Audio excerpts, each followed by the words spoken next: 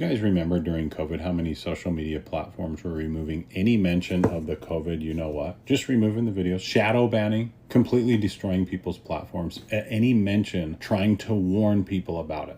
And people thought it was a conspiracy theory that they were removing videos. Here is former YouTube CEO admitting that they deleted over 1 million COVID-19 vaccine videos. People just trying to warn, hey, you should maybe think about this. 1 million. When it comes to vaccines, vaccine hesitancy, videos that cause a public health risk, where do you want to see YouTube do better? Well, first of all, we've taken responsibility very seriously. It's been one of my top priorities, and with regard to COVID and with regard to vaccines, that has been a top priority for us. And we have a number of different ways that we address that. So first of all, we want to make sure that if there's information that violates our policies, we came up with 10 different policies around COVID. Then if that's a violation of policies, then that's something that we'll remove. We removed over 1 million videos associated with COVID. For the majority of people who have had multiple rounds of COVID, have long COVID syndrome, or they've taken the vaccines, and now they're in the very, very uncomfortable position of wondering, are they the next one who's going to have a cardiac arrest? Are they the next one who's going to have a blood clot? And boy, have we seen public figure after public figure develop problems. And those are the public figures. Can you imagine how many average people out there who are developing problems suddenly dying and no one ever mentions it? And it's occurring in large numbers. Mortality is up in every single population across the globe. Record mortality of every type. The question on the table is, the next person who dies unexpectedly, with no antecedent disease, a complete surprise to the patient's family.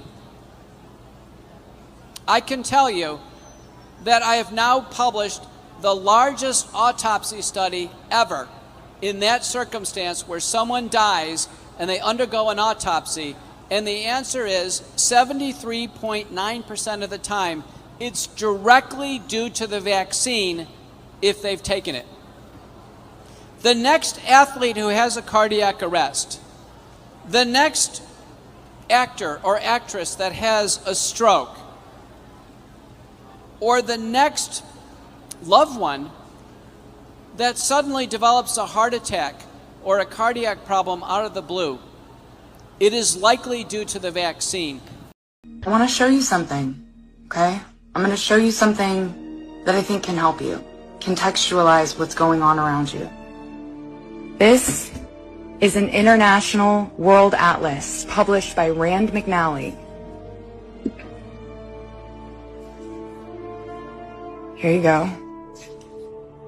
Published in 1941 for the first time, and 1947 most recently. That's what this edition is, okay? I want you to look at these flags and see if you notice an Israeli flag or a Palestinian flag. You won't. Because at the time that this was published, there was no Israel. Look right here. Where's Israel? It didn't exist. It was called Palestine. So we're going to go to page 125.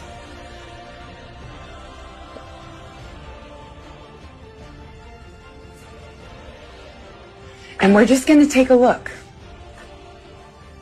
Okay? Palestine.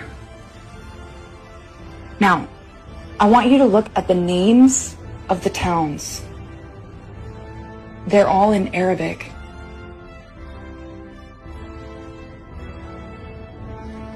If you want an example of what happened to all of these towns after 1948, look up Tentura. It was a fishing village that was depopulated, forcibly, ethnically cleansed, okay? You don't see the West Bank here, do you? Because this is Palestinian territory, all of it. Palestine. And yes, you're going to see Judea here. Because prior to the invention of the so-called State of Israel, Jews, Christians, and Muslims lived in peace in Palestine. You know that now in Canada, you can be literally deemed as mentally ill in public